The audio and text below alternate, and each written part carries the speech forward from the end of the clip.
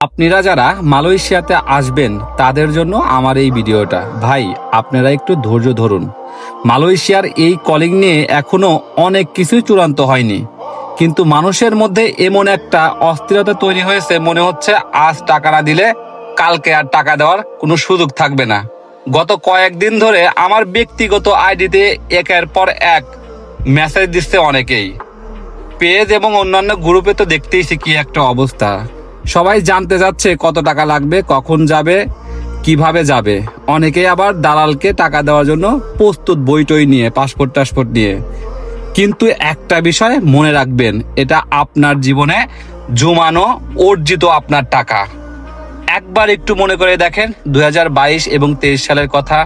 সেই ভয়াবহ সময়টা কিন্তু আমরা অনেকেই ভুলে গেছি। এই অল্প কিছুদিন আগের কথা। মালয়েশিয়ায় যাওয়ার আশায় কত মানুষ দালাল ও সিন্ডিকেটের হাতে টাকা তুলে দিয়ে সর্বোচ্চ হারিয়েছিলেন।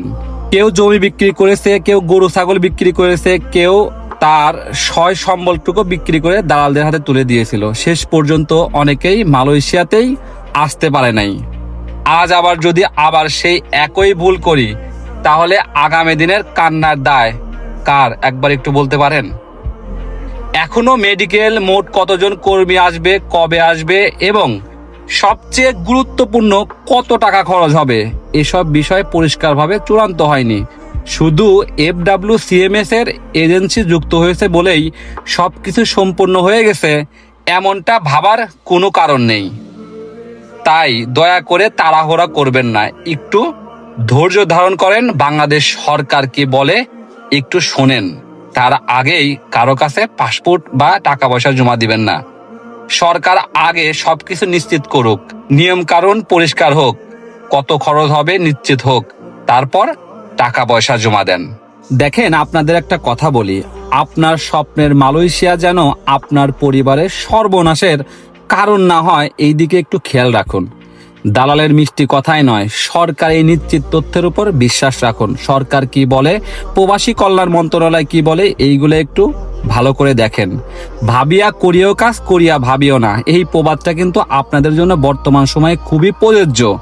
একটু অপেক্ষা করলে যদি আপনার কষ্টে অর্জিত টাকা বেঁচে যায়, তাহলে সেই অপেক্ষাটুকুই হয়তো আপনার জীবনে সবচেয়ে বড় বুদ্ধিমানের কাজ হবে।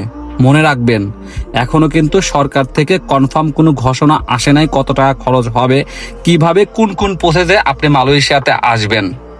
মালয়েশিয়ার সরকারও জানায় নাই বাংলাদেশ থেকে কতজন লোক মালয়েশিয়াতে নিয়ে আসবে। তার আগেই আপনার কষ্টে অর্জিত টাকা এবং আপনার পাসপোর্ট কোনো দালাল বা কোনো রিক্রুটিং এজেন্সির হাতে তুলে দিবেন না, যেটা আপনার জন্য ভবিষ্যতে ভয়াবহ এক আত্মঘাতী সিদ্ধান্ত হবে। মনে রাখবেন, টাকা আপনার, সিদ্ধান্ত আপনার।